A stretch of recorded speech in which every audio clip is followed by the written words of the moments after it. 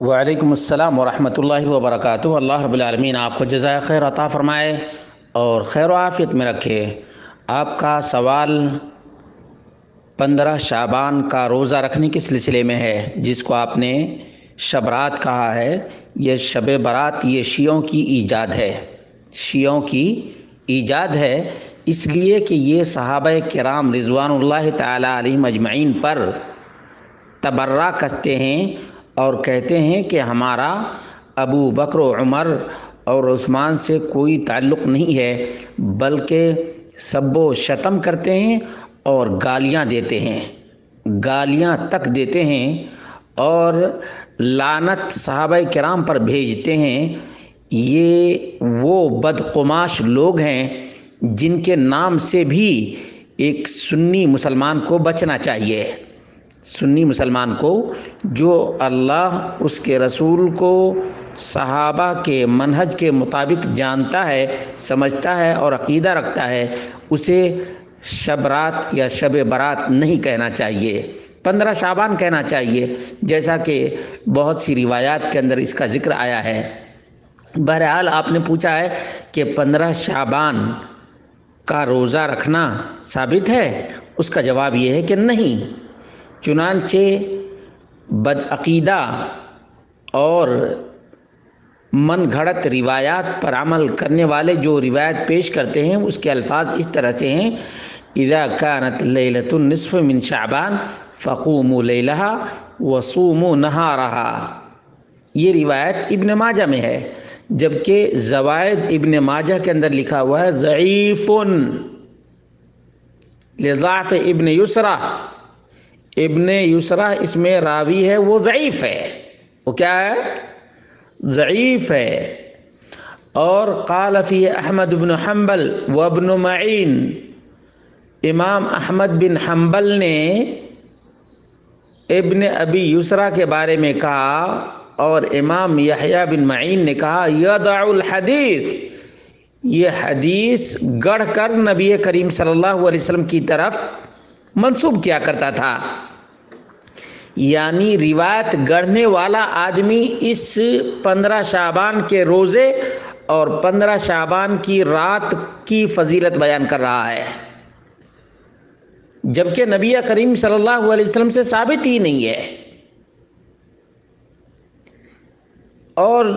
حقیقت تو یہ ہے کہ 15 شعبان کے موقع سے بہت سے لوگ اور ہماری بہت سی خواتین اس من گھڑت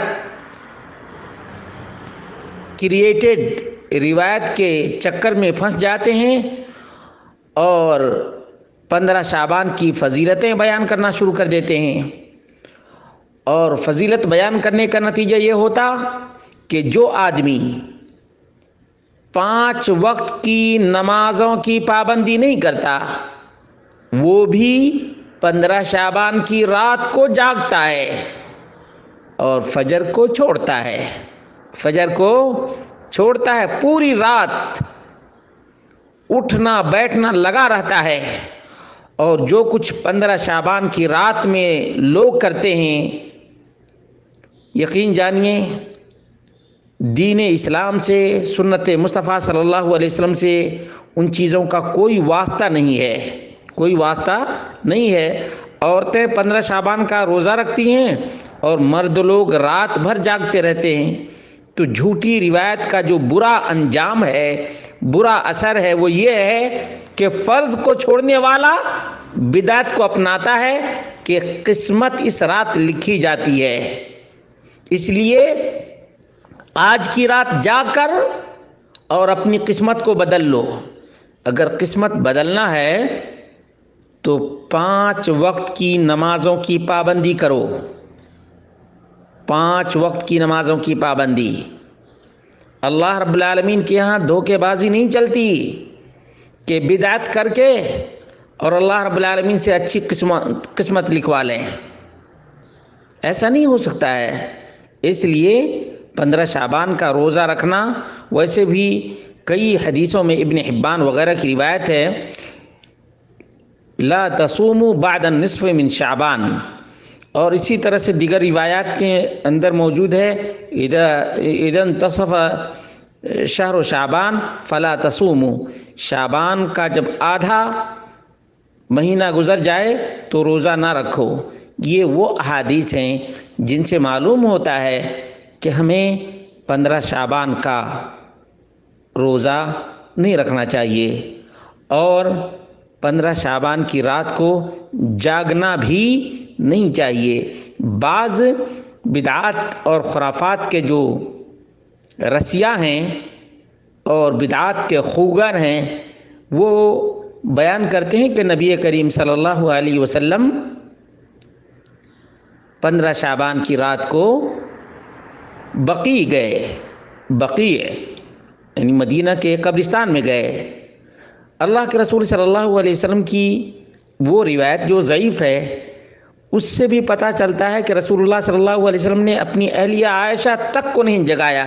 بلکہ نبی کریم صلی اللہ علیہ وسلم کو محسوس ہوا یا لگا کہ سو گئی ہیں، تب چپکے سے نکل گئے۔ اگر اس رات کی کوئی فضیلت ہوتی تو کیا نبی کریم صلی اللہ علیہ وسلم اکیلے اور چپکے قبرستان چلے جاتے؟ اس سے بھی معلوم ہوتا ہے، اگرچہ یہ روایت ضعیف ہے لیکن بدعت کے